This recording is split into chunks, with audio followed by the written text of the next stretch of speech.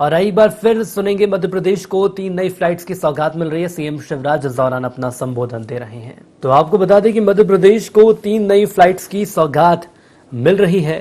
सूबे के मुखिया शिवराज सिंह चौहान जो कि इस वक्त संबोधित कर रहे हैं, और इसके पहले हमने केंद्रीय मंत्री ज्योतिरादित्य सिंधिया को सुना था। इंदौर दोनों स्थान पर उपस्थित बहनों और भाइयों, आज मैं हमारे नागरिक उड्डयन मंत्री आदरणीय सिंधिया जी को हृदय से धन्यवाद देना चाहता हूं।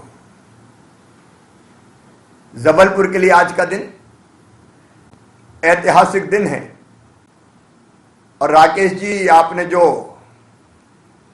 प्रयत्नों की पराकाष्ठा कई वर्षों से की थी वह पूर्णता की तरफ बढ़ रहे हैं। जबलपुर चौतरफा अब हवाई सुविधाओं से जुड़ रहा है और आज से जबलपुर का नाम एयर कनेक्टिविटी की दृष्टि से अब देश के प्रमुख शहरों में आ जाएगा। सचमुच में हमारे प्रधानमंत्री अद्भुत हैं। वो लोकप्रिय जननेता तो हैं ही, लेकिन मैन ऑफ आइडियाज हैं,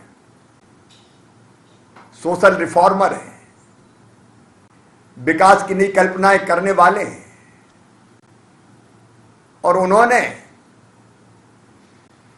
यह संकल्प लिया था कि हवाई यात्रा केवल अमीरों का सगल नहीं है, यह अब आम आदमी की आवश्यकता है। उनका कहना था कि अब हवाई चप्पल वाले भी हवाई यात्रा कर सके, उस दिन को हम हिंदुस्तान की धरती पर लाना चाहते हैं। और उड़ान योजना इसी का प्रतीक है कि कैसे हम देश के छोटे छोटे शहरों को भी एयर कनेक्टिविटी दे पाए। और प्रधानमंत्री जी के संकल्प को आदरणीय सिंधिया जी आपने बहुत तेजी से पूरा करना प्रारंभ किया है।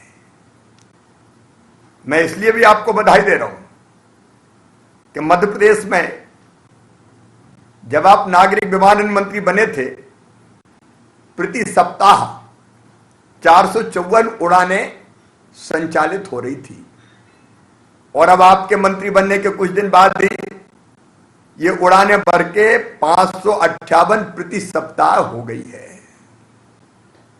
अब हम हवाई जहाज की गति से बढ़ रहे हैं हवाई यात्रा, हवाई सुविधाओं के मामलों में। और पूरे देश के लिए आप काम करें, करना ही है, आप कर ही रहे हैं। लेकिन मुझे बचपन का एक छोटा सा दृष्टांत याद आ गया।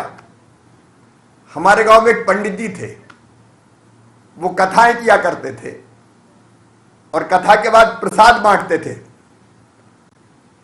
तो बच्चों को बहुत थोड़ा थोड़ा प्रसाद देते थे, तो हम उनको चिंचुटिया पंडित जी कहते थे। बहुत छोटा छोटा प्रसाद देते हैं, वो कम कम देते हैं। लेकिन जब कोई उनके परिवार का बच्चा आ जाता था तो पंडित जी की मुट्ठी खुल जाती थी और वो उसे ज्यादा दे देते थे। अब आप सारे देश को बांटे।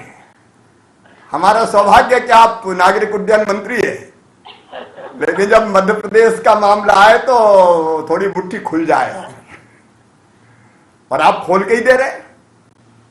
इंदौर हो, संस्कार धानी जबलपुर हो, यह जबलपुर सचमुच में अद्भुत शहर है। आपने ठीक कहा, संस्कार धानी, एक ने अनेकों महापुरुषों को जन्म देने वाला।